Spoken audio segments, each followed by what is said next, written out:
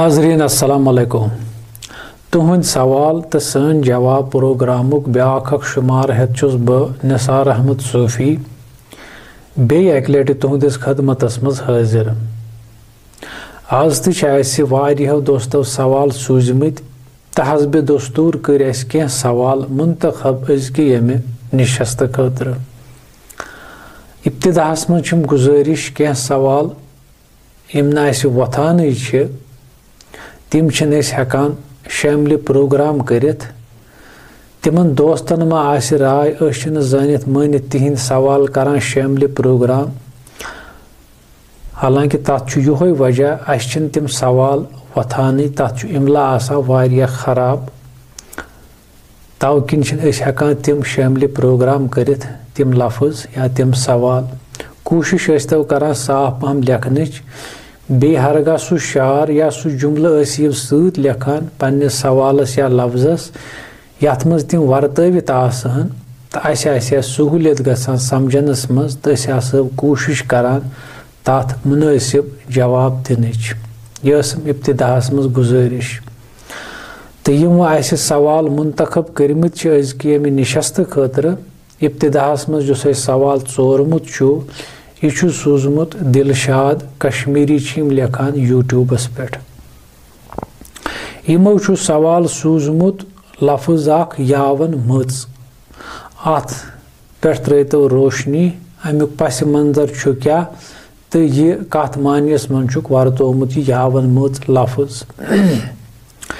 यह मानिव तो यह किरदार अख यावन मच। हरगा पथ काल त्रो नजर यम जन साधु रेश साद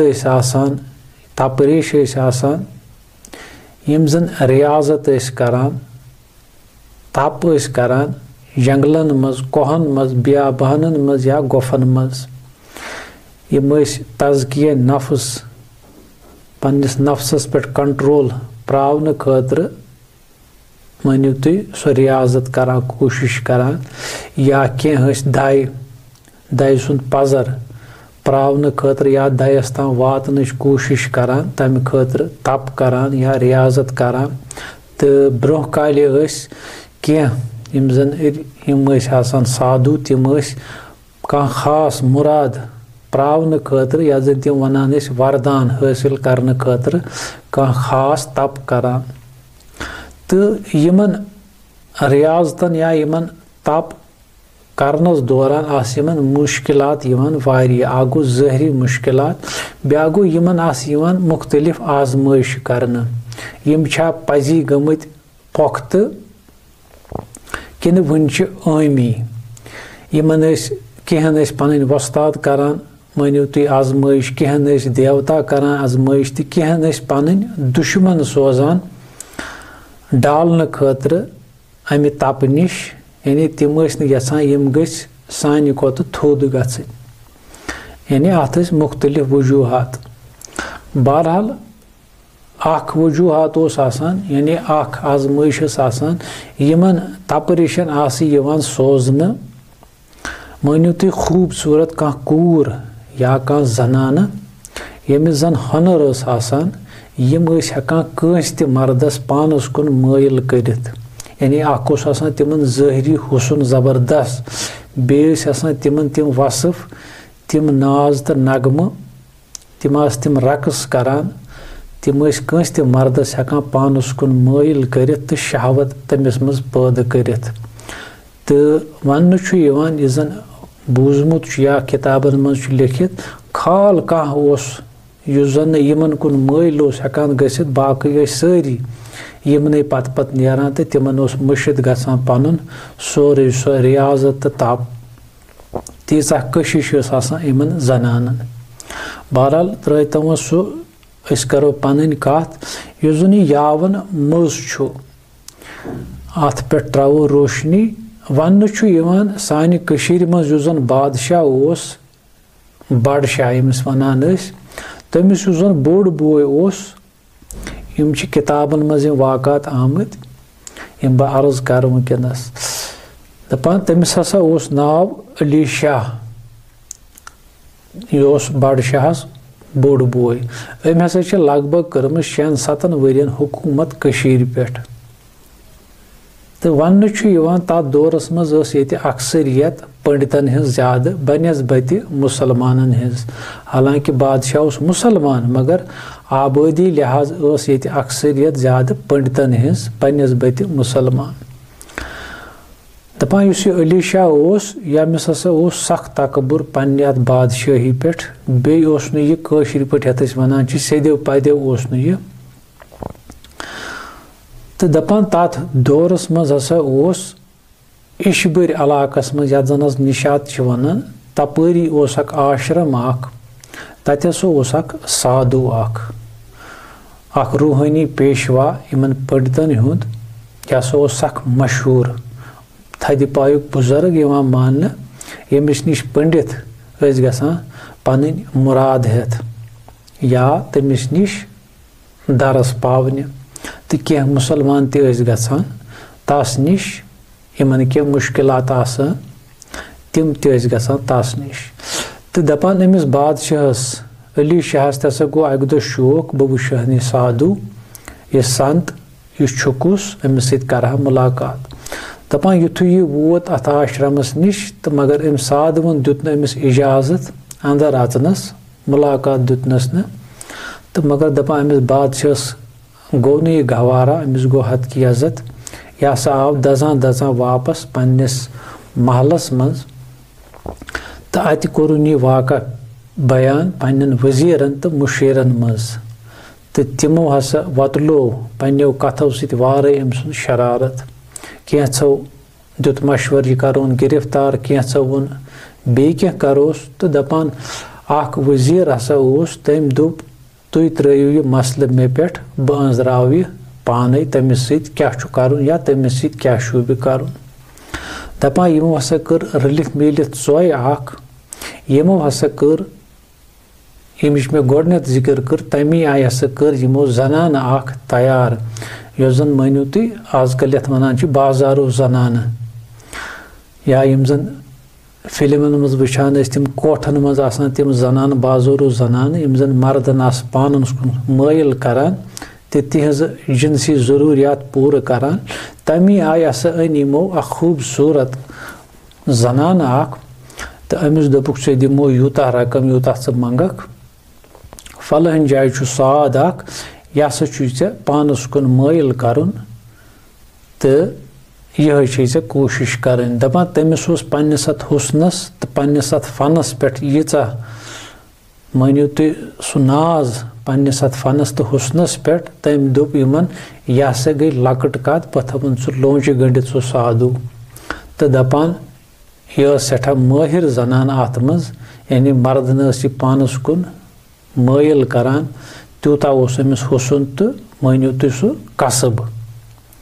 तो दपान युथु यह साधुवस निश गई अम हसा कोर यह पन्नो यमो नाज नखरो तो रक्स सत पानस कुन मायल तो अमिस साधुवस हसा गई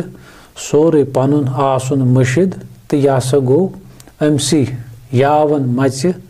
पत गिरफ्तार यानी अमिस जनान नाव यावन मच अमिस वनान तो यह हसा गो अमसी मच पत देवान अमिस हसा गो यह आश्रम वाश्रम मशिद यह पत आसान अमसी जनान दरवाजस तल कर मे सत करो पन हवस पूर बहरहाल यह किताबन मज आमुत तो पत युथु अमिस सादस यह मामल गो पत मुसलमान यमन पंडितन तुलान रेछ अत पे वुचु तुहद साधवस क्या गो यह तुहद साद तो मगर दपान तिमन पंडितन नसा गो न यह बर्दाश्त तो तिमो हसा कर अमी आई ब्याक चोय तिमो दोप हसा करोन मुसलमानो मज जन बोड़ पेशवा आसि कह बुजुर्ग आसि तमिस सत करो युथुय मामल युथ जन आसि शर्मंदगी गछ न यमन मुसलमानन मज के तो यमो हसा कर यह जनान तैयार अमिस दोपुक यीत्या पोंसे ओताम दिति है फलन साद डालन खतर तम कोत दोगन पोंस दिमो तो मुसलमान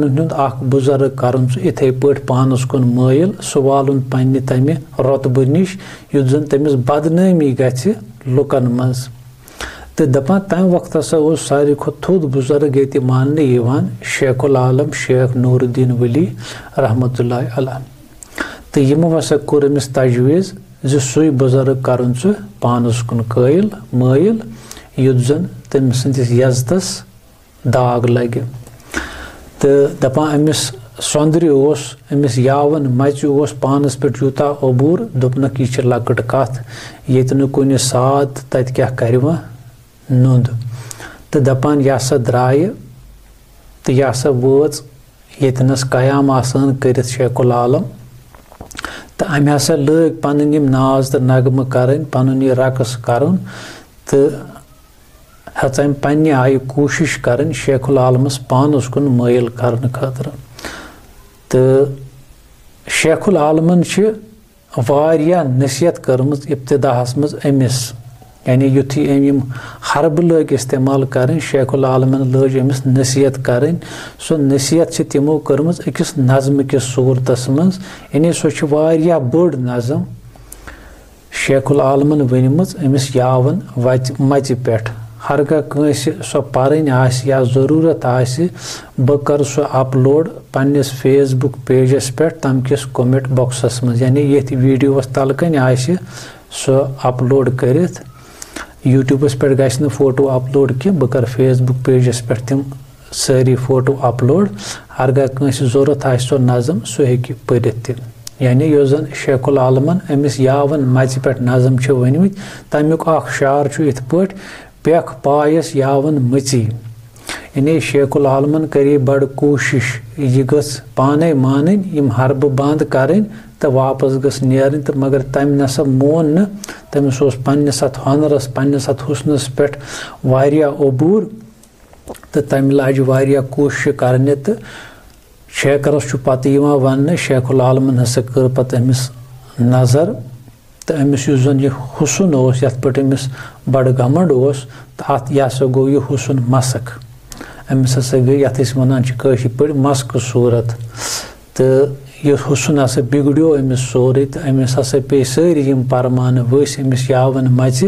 तो यह हसा गई पशेमान तो दपान युथ यह अम पन यह हाल वुच तो यह हसा पे पायन शेखुल आलमस तो मजनस माफ़ी तो अमिस हसा गो अत दौरान यूता असर जी यह बने पत शेखुल आलमस मुरीद क्या वनो तालिब तो वन यह हसा बने पत यम जन शेखुल आलमस वारिया मस्तूरात मुरीदन मज या तालिबन मज तिमन मज हसा गई पत यह शामिल अमिस हसा थोवुक पत नाव यावन मच पत शांगा बीबी तो कह लेखान शंगा बीबी यानी यह ज़हरी गस यावन मच हुंद यह लफ्ज़ अवे वर्तावन अलबत्ता तम पत यमो यह वर्तो तिम अत वर्तावान नफ्स किस नावस पे या नफ्सस कुन दिवान तशबी युस डालान नफ्स ख्वाहिशातन कुन निवान तम पत वर्तो यह लफ्ज़ बाकी बुजुर्गो तथ मानियस मज हो ज़ाहिरी मिसल तो अलबत्ता इस पत तिमो वर्तो बाकी बुजुर्गो तिमो वर्तो यह मानियो तुम अथ शहवत किस अथ नफसानी ख्यालस निश तथ मानियस मज वर्तोवुक पत तो ब्याख कस कोर पत यम जन यम साद आसान प्रेन तिमो कोर पत ब्याख हिकमत अमली तिमो थई पत यम जनान या कोर खूबसूरत कोर पानसी सत तथ रियाजतस दौरान यथ मज पत यमन खलल ओस पेवान तिमो कर कोशिश इस हसा करो गोड पेठे यम थवोक पानसी निश युथ न आसि पगह शहवत गछि गालिब या जोन गछि ओकुन माइल यमन कुन येलि असि ब्रोट कन रोजन 24 पहरन तो अस हसा मोकली पत जहन मज यह ख्याल तिमो कर पुत मानियो अख तजुर्बा अख तिमो थई पत यम जनान या अनहर कोर पानस सत पन्न आश्रमन मज या पन्न मकतबन मज तो पत यह रुझान पोक कहन मुसलमानों तह कोर पत अत पे मानियो तुम तजुर्ब तो मगर युस रिसर्च वनान दपान हत मज हसा गई लगभग 98% मानियो तुम नाकाम तिमन हसा गई तोत सो शहवत गालिब तिमन नसा रूद न सह कंट्रोल ये कह हुसन बंद कूर वपर पानस निश रूज 14 पहरन तथ नसा पत कंट्रोल हेकान करित जोन यानी तिहुंद सह तजुर्ब हसा गो फेल अलबत्ता हत मज 1 या 2% मान यमन जन पूर नफ्सस पे कंट्रोल उस तिमो हेक करित तो गर्ज ओसुम यह वनुक जे मुसलमानन मज दपान वनकनस तो कह यिथि हिश कोशिश करान तिम पानस नज़दीक थवान कहें खूबसूरत जनानन या कोरन पन्न गरन मज या पन्न मकतबन या आश्रमन मज अमी गर्ज खतर हालांकि अशुन इजाजत दिवान पनुन मजहब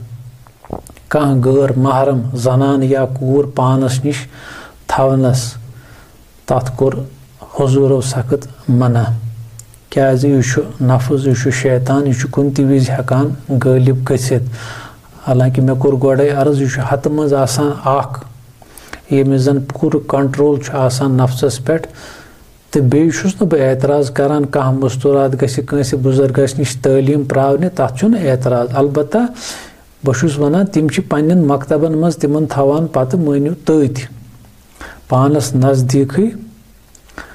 या पन्न आश्रमन मज यह रुझान गैर मुस्लिमन मज तो वह दपान मुसलमानन मज बहुस मुसलमानन हिज कथ करान यह सही अमल कह तो बहरहाल बह जेठो ज्यादा तो मे अत लफ्जस वन पस मंजर तो मानी कथ मानस मज वर्तावान तो मे कर पन्ने आय कोशिश तो हालांकि अत मुतलिक वारियाह युस मे शेखुल आलमन वाक़ा बयान कोर अत रिलेटेड बे वाक़ा आमद इथी ही बयान करने तो मे कोर वाक़ा तह निश बयान तो यह सोन गोडनुक सवाल तो ब्याक सवाल सूजमुत युस मुंतखब कोरमुत यह सूजमुत मीर फरहान साहबन लहन दाऊद करान इस्तेमाल सान शायर दाऊद अलैहिस्सलाम उस पैगंबर तमिस पे आय किताब नाजिल करने यथ जन वनान ज़बूर दपान युथु हजरत दाऊद अलैहिस्सलाम तमिस ज़बूर कन आयातन हिज क़रात ओस करान या तिम परान ओस पन्निस अंदाजस मज तमिस ओस लहन यथ वनान आवाज़ या सो तरीक क़रात करनुक यानी यम जन वुडवन जानवर आसान तिम त रोट गछान यम जन अंद पक पहाड़ आसान तिम त मानिव तुई जिक्र लागान पत करन हजरत दाऊद अलैहिस्सलाम सत यानी यम जन अंद पक जानवर आसान तिम मुतासिर गछान अम सद अमि पर्न सत तिस अमिस आवाज़ या तरीक क़रात करनुक तथ वनान लहन दाऊद आज ते अगर वुचो कह बंग या कह वज तमिस खूबसूरत आवाज़ यानी खुश करान तम सुन सो आवाज़ बोजन कंस सो बांग बोजन तथ वनान लहन दाऊद तवे वनान तमिस हसा सो लहन खुश आवाज़ तमिस तवे करान इस्तेमाल लहन दाऊद तो ब्याक दोस्त यसान जानन मोहम्मद रमज़ान भट्ट साहब यमो लफ्ज़ लिखमुत पीरे मुगा यह कथ मानस मज वर्तावन यिवान हालांकि अमुक पस मंजर अगर वो यह फारसी शायरो वर्तोमुत पीरे मुगा तिम पन्निस वस्तादस वनान पीरे मुगा बह दिम मिसाल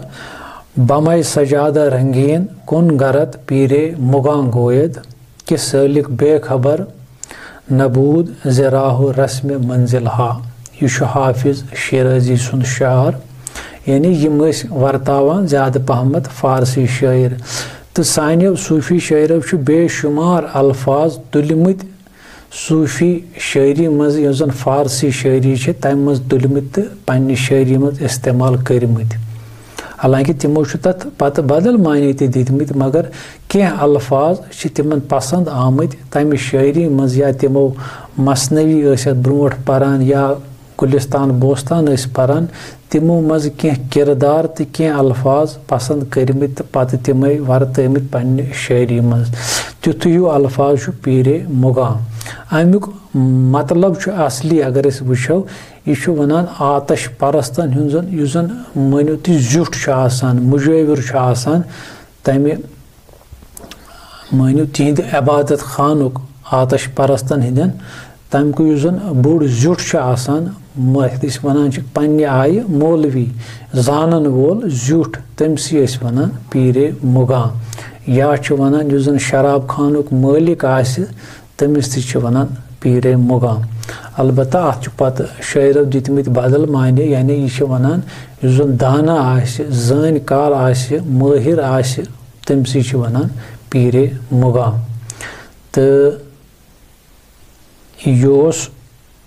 सवाल सूझमुत मोहम्मद रमज़ान भट्ट साहबन। हालांकि ये नाव वारिया वस्तादस दितमित सानियो शेर मिसाल साकी कलवाल पुरुष वारिया लफ्ज़ इथी यानी ये लफ्ज़ वर्तावने यवान पीरस पीरस वनान पीरे मुगान त। ब्याक सवाल यु जन सूझमुत यह सूझमुत मुदस्सिर अहमद लाल साहबन वर्तोमुत तपरेश। हालांकि बस इब्तिदाहस मज करान इन तपरेशन हज जिक्र तपरेश दपित गो मानियो तुम तिम साध तिम योगी तिम तपरेश यम जन रियाजत करान गोफन गारन तो जंगलन मज तिमने वनान तपरेश। तिम गैर मुस्लिम तो मुसलमान मज रेश इब्तिदाई दौरस मज। हालांकि पत गो सह रेश सिलसिल ख़त्म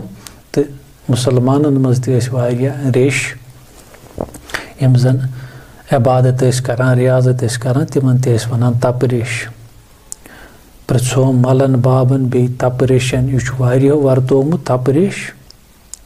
तो ब्याक सवाल सूझमुत शौक गुलाम रसूल साहबन। यमो सवाल सूझमुत गाशस तो नूरस क्या पान वन फ़र्क। हालांकि अगर लफ्जी माने वो यमन कुन माने गाश या नूर यह दशवे हिशी कथा। अलबत्ता कित पट करो फ़र्क गाशस तो नूरस या सानियो बुजुर्गो कित पट फ़र्क कर्म। मानियो तुम बज़ाहिर वन गाशस तथ यानी अच गाशस ते वन यम वुचान या गाश वन तिमन जरियन यम जन रोशन गसान तो अस बोजन यवान। मिसाल आफ्ताब बिजली बत चोंग शमा इथे पट यम ति वसाइल यहंद जरिए गाश तो अस बोजन यवान तिमन करान नूर त नाव बज़ाहिर तो गाश त नाव। मिसाल अचन हंदिस गाशस ते बाजे नूर वनान वदान वदान गोक अचन हुंद नूर यानी वर्तावनस मज कहीं फ़र्क नूरस या गाशस। अलबत्ता वजाहत हेको इत पट करित यानी फ़र्क हेको इत पट करित यम जन मशैख आसान सूफिया आसान तिम मुतलशी आसान नूर हक नूर ज़ातक तो नूर महमद यथ वनान तमिक मुतलशी यानी तथ असली वनान नूर तो बाकियन वनान गाश। फ़र्क हेकान इथे पट करित यानी बह दिम इत पट मिसाल अख सालिक आसान मानियो तुम अकिस नूर जिच पत पत पत देवान गोमुत यानी यह मामूली यथ वनान जख्मक ये जख्मक गसान लाइटर सह जिपिन तमें जिच गसान यानी नूर जिच अगर यीचा लकट तह तीचा खुश करान अमिस सालिकस तीचा मुतासर करान तो तथ मज तीचा कशिश आसान जी योर कन अगर आफ्ताब आसान आसमानस पे यूता रोशन यूता गाश अथ प्रजलान मगर ओकुन मायल गसान अथ गाशस कुन। हालांकि हेकान अच मुचरवित अत कुन वुचित ति मगर अत गाशस तो अत जिच यह फ़र्क जी हुत नूर वनान तो यथ गाश वनान यानी हुत मज कशिश हुत मेहनत यानी सह गाश पैद करान पन्ने मेहनत सहित रियाजत सहित अंदर अचान जुल्मातस मज पत सह पन्ने रियाजत सहित मेहनत सहित सह गाश पैद करान यथ जन नूर नाव दिवान। मगर बज़ाहिर लफ्जन कह फ़र्क अलबत्ता डिफाइन हेको इथे पट करित नूर ज़ातस तो नूर महमदस यथ वनान। हालांकि नूर कुन वो दोन हिस्सन मज गंजरावान नत नूर कुन अलबत्ता रंग शायद बिदून बुजुर्गो वेचनमित या डिफाइन कर्मित या तिमन हुंद मुशाहिदह कोरमुत। नूर तो गाशस इथे पट फर्क करान, अलबत्ता लफ्जी माने हिशी कथा। बहरहाल अमि अलाव तिमा आसस कह माने मुमकिन छु। अस वोज ओत्तुई तामत फिलहाल अकल। ब्याक सवाल सोजमुत शेख शबीर साहबन। यम यचान जानन आबिद खान कत वनान। आबिद खान वनान तति येति इबादत यी करन तत गरस यथ मज इबादत यी करन खुदाय सन्स दाई सन्स भगवान सन्स तथ वनान आबिद खान। यानी यथ पे मानिव तुम वेठ पुट पे वनान मस्जिद तथ वनान आबिद खान। तो बुजुर्गो यथ वजूदस ते कुन कुन जाय आबिद खान कोरमुत नाव। ब्याक दोस्त यचान जानन आकिब हमीद अमिस नाव। चंदन नार कथ वनान। चंदन दपित गो यह कुल यह सठा कीमती मान अत मुश्किन अदफर आसान अत लकड़ या अत जिनिस या अत कुलिस यह सठा कीमती मान अत ब्याक नाव वनान संदल ते। तो असली वर्तोमुत बुजुर्गो चंदन दार। दार दपित गो यह वजूद चंदनुक दार यह जोल मे तय रहमान डार सब की जाय फरमावा। यानी यह यह कीमती वजूद इत पे बज़ाहिर चंदन कुल या चंदन जुन वारिया कीमती इथे पे चंदनुक दार यह जोल मे चैनिस अशकस मज। तो चंदन दपित गो संदल तो यह बज़ाहिर कुल यह जुन सठा मुश्कदार आसान। ब्याक दोस्त यचान जानन जसारत अमीन जमशेद शाह यह कुस गो। हरगा सु जमशेद जन वारियो शायरो वर्तोमुत या तम सुन प्याल अक्सर वर्तावान सानि शायरी मज यथ जन वनान जामि जम। जमशेद सुन सु प्याल। जमशेद गि सु आसन यह ईरानुक बादशाह मशहूर बादशाह। यम कह बादशाह यमन जन फारसी शायरो तारीफ करमित मिसाल जमशेद दारा सिकंदर इथे कन वारिया। तो तिमने मज जमशेद यह ईरानुक बादशाह दपान अमिस हसा प्याल तथ मज अमिस हाल अथ यह पन्ने पूरे मुल्कुक ये गसान तथ प्यालस मज हेकान वुचित। इत पे बज़ाहिर वुचान मोबाइलस मज पूरे दुनियास मज कतथ क्या गसान इथे पे अमिस सु प्याल बज़ाहिर। अलबत्ता सूफी माने अत बदल सु प्याल क्या यथ मज सु मुशाहिद करान। तो सानो सूफियो कथ मानियस मज जमशेद सुन प्याल वर्तोमुत सु बदल माने सु प्याल क्या यथ मज तिम हाल आसन वुचान। तो यह सु मंगान पन्निस खुदायस या पन्न वस्तादन अस गोस जामि जम हासिल सपदुन या जामि जम चावन। हालांकि यह प्याल तो जमशेद गि सु आसन यह ईरानुक मशहूर बादशाह। तो ब्याक दोस्त यचान जानन आकिब हमीद साहब ना यह भट्ट शबीर साहब तो बे ब्याक अतहर खान साहब। यमो लिखमित वारिया लफ्ज। चीन क्या गो। चीन दपित गो यह जन चीन मुल्क तथ वनान चीन। ब्याक चीन गो यह मेच यथ पत बनावान तम प्याल तथ वनान चीन प्याल यह मेच ते वनान। चीन दपित गो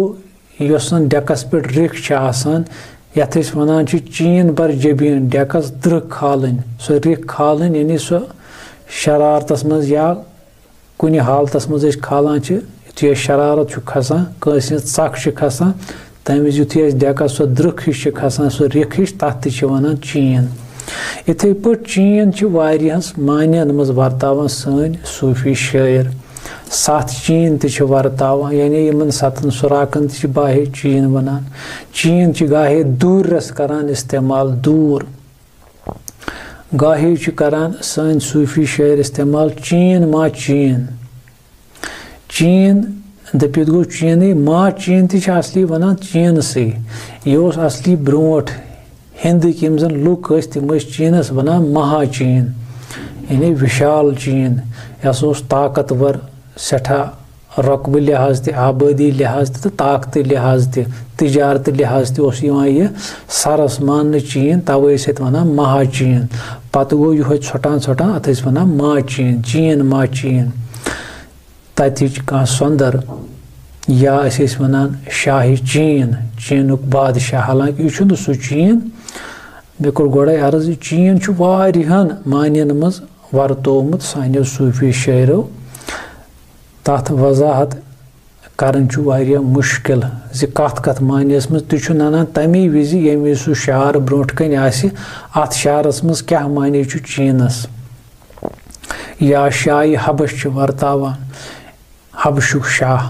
हबश वर्तावान सियाही मानियस मज कि यह मानियो तुम बिलाल हबशी वनान यानी सह सियाह हबशुक हबशी ज्यादा पहन सियाह वुचन बुथ तल तवे शाह हबश वर्तावान इथे कन सानियो बुजुर्गो नाव वर्तमत मुल्कन हिंद रूम शाम चीन हबश शीराज यमन जन 7 सुराकन करान 7 शहर नाव 7 मुल्क नाव इथे कन वारिहन चीजन नाव आसान दितमित अलबत्ता ये मे अर्ज कोर यम ज्यादा पहमत नाव आमत मुंतखब करने या निन फारसी शायरी मजे यम नाव यम ज्यादा पहमत वर्तवित यम नाव मुल्कन हिंद तिमन फारसी कलामन मज यम नाव यम जन अस वर्तावान हालांकि तुम वुचु कंस तशर शायरन जापान वोनमुत अमरीका वोनमुत तिमो तिमे नाव इस्तेमाल करमत यम जन फारसी शायरों इस्तेमाल करमत अलबत्ता माने ब्योन ब्योन दितमुत पत शायरों यमन नावन सह क्या क्या आसि सह हेकियो तुम पन्नन वस्तादन निश जानित कतनस क्या माने दितुक यमन लफ्जन तो ब्याख दोस्त यसान जानन फाजिल उवैसी यम वनान अस वनतो सन तो वगुन क्या गो सन दपित गो यह जन बोन आसि सन वगुन वनान बोन तो हूर पस्तस तो बालहस तथ वनान सन वगुन अगर वो सन वोर अलाक सह सठा पस अलाक मान यानी यम जन पयन अलाक तिमन तनान सन बोन तो वगन वनान असली द्रामुत वग मज यह जन पेट कन सह मानो तो सह गुद या पे जन पशस खसान शीन त्रावने तथ वनान वग तो तवे वनान वगन तो सन यानी हेर किन तो बन किन अमुक असली मुराद ये हेर तो बन यह दोन शाहन तयवान तशबी दिन अमिच सन तो वगन तो ब्याक दोस्त यसान जानन मोहम्मद अशरफ अमिस नाव यह नवा बाजार रोजान यमो लिखमुत अरबी लफ्ज मिन हबलिल वरीद अत क्या माने यह कुरानस मज आमुत वन्नहनु अकरब इलैहा मिन हबलिल वरीद अल्लाह ताला फरमावान तथ मज बस आय इंसान बहु ऐ नज़दीक तूता नज़दीक बल्कि शाहरगो खुद नज़दीक यानी हबलिल वरीद गो शाहरग इंसानस मज जो शाहरग तथ वनान हबलिल वरीद अमि खुद नज़दीक हसा निश खुदा कहें जायन कोर इस्तेमाल खुदा सबन वफ़ी अनफुसिकुम बहुस तुंदन नफ्सन मज इथे पट यह अरबी लफ्ज अत यी माने बहुसो तुह नज़दीक तूता नज़दीक बल्कि शाहरगो खुद नज़दीक तो आखरस पे जो सवाल यह गुलाम रसूल सबन सूजमुत यमो फारसी शार सूजमुत खत सब्जो लब लालो रख ज़ेबा दरी यह अमीर खुसरो सोबन कलाम तो अस वन तो यमन लफ्जन क्या माने हालांकि अगर तुम गूगलस पे सर्च करो अत यमन फारसी कलामन कहें उर्दू पे माने सत अगर इस खत सब्जो वो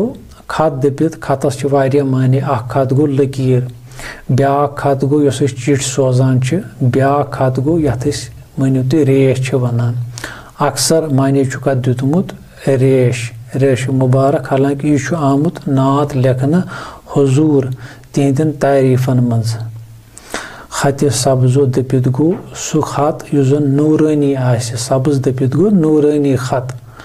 अत रोए मुबारकस पेट ओस खत युस जन नूरानी चमकान ओस खत लब लालो दपित गो लब दपित गो वुठ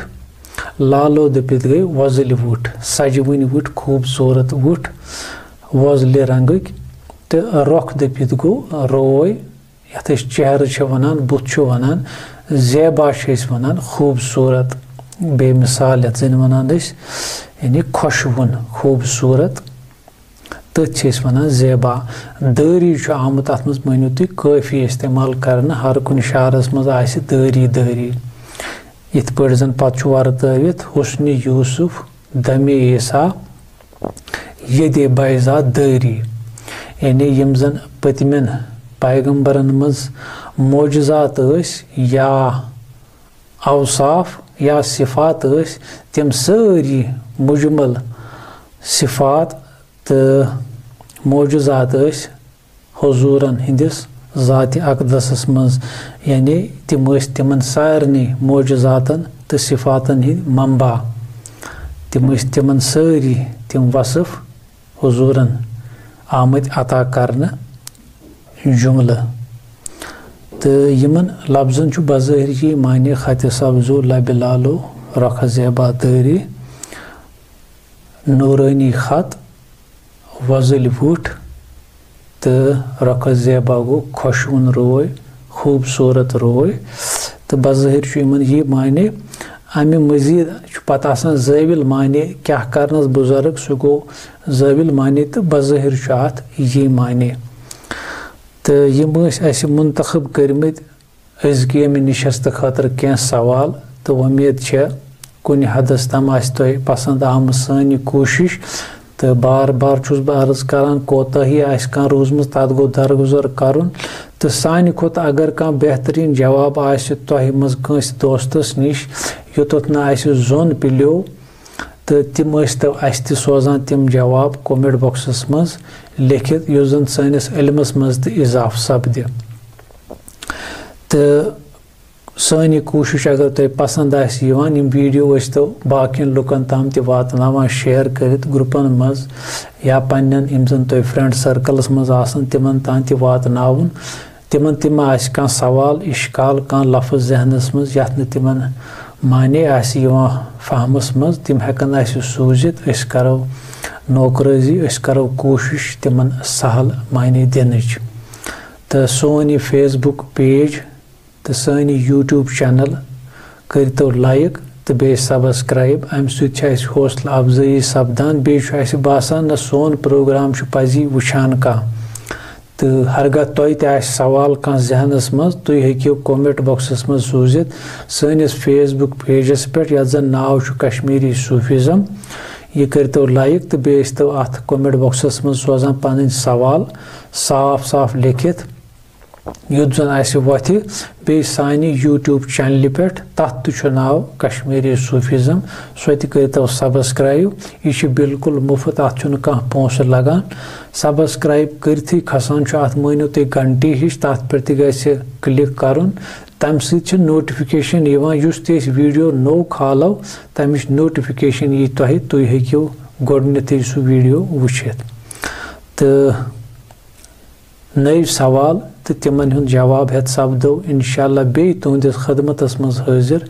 दीव तोतान इजाजत अस्सलामु अलैकुम।